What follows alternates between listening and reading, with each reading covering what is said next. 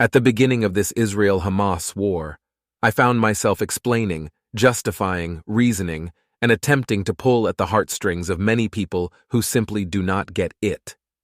Then, in November, as I was walking down the street in Vienna with two Israeli friends who left Israel because they had a newborn and did not have a bomb shelter in their Tel Aviv building, I brought up something to my friend Eden about a ridiculous statement that some United Nations dimwit had just said in the media.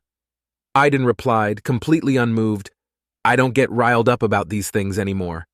Since then, I have been trying to apply this Israeli attitude, not just in reading and watching the news, but in speaking with other people who ultimately have no semblance of an idea about what is going on in Israel and the Middle East, between Israelis and the Palestinians, and the geopolitical intricacies and histories that are strapped to this war, the Israeli-Palestinian saga, and this region. Some people genuinely want to listen and learn, and with these people there are productive conversations to be had. But for the vast majority of people who are so quick to judge or have an uninformed opinion that simply feels good or sounds right, it is time that more of us embody the Israeli way.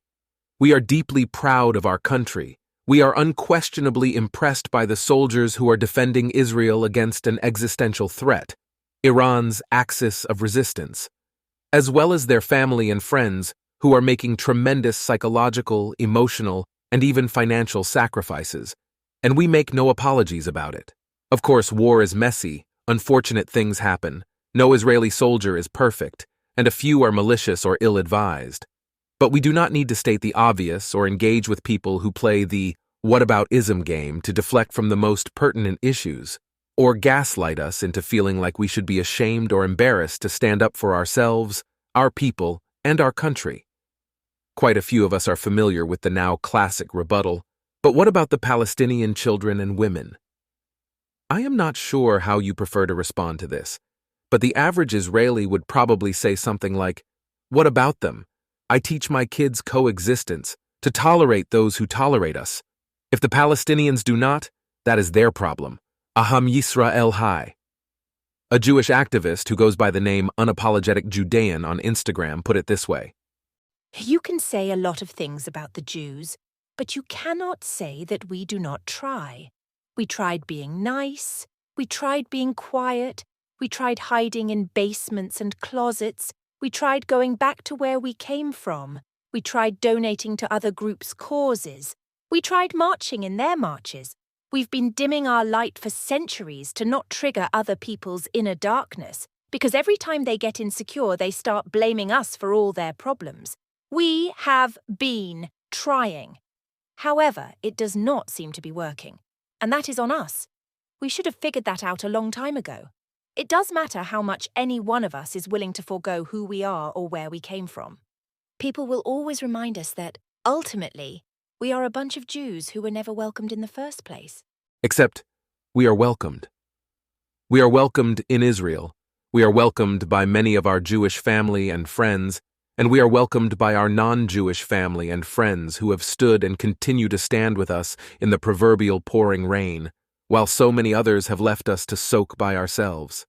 It is easy to get carried away by all the negativity, the naysayers, the haters, the useful idiots, the antisemites disguised as anti-Zionists, and the antisemites who at least have the courage to admit what they are and not hide behind the ridiculous banner of anti-Zionism. And we know social media does not make it easy to stay away from all these folks. On TikTok, for example, one statistician found that pro-Palestinian content outnumbers pro-Israel content by a ratio of 36-1.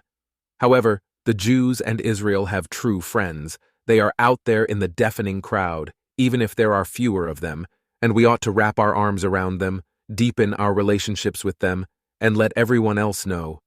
We are on the right side of history. If you want to join us, you are more than welcome. If not, may God bless you, and may God bless the state of Israel, if we are on the subject of what God ought to bless, ha ha. I suppose it is a natural tendency to want to be liked and accepted, especially for assimilated Jews in the diaspora, and I do not think there is anything inherently wrong with that. Where many assimilated Jews misstep from my vantage point is when they think that their assimilation will shelter them from societies or segments of society that turn against the Jews, for they already are. No current or previous enemy of the Jews cares in the least bit about how assimilated a Jew is, how religious they are or are not, how much they love or hate or are indifferent to Israel, and however else they express or do not express their Jewishness. Palestinian terrorists even killed an Arab Israeli from East Jerusalem on October 7th because, according to the terrorists, he was a Zionist collaborator. In other words, our enemies have always effortlessly rationalized the killing of Jews and our friends, perceived and real. This reminds me of something I saw on social media a few weeks ago. First, they came for the conservatives, and I said that I am not a conservative. Then they came for the religious, and I said that I am not religious. Then they came for the Zionists, and I said that I am not a Zionist. Then they came for the liberals, and I said that I am not a liberal. Then they came for the progressives, and I said, why? I have been a good soldier following orders this entire time. And they said, yeah, but you are still a Jew. Thus, being liked or accepted is grossly overrated. To succeed at defending yourself, it is oftentimes necessary to be stubborn and tenacious, but this can be bad for your image. To succeed in image-making, it is better to be flexible and people-pleasing, but it is even more important to be alive. If you are alive, you can work hard to reconstruct your image, whereas if you are dead, you will be conspicuously popular during your funeral, and the consolation will be transient and brief. I am sure that many of you, like me, have realized who our true friends are during this Israel-Hamas war, and who unfortunately are not.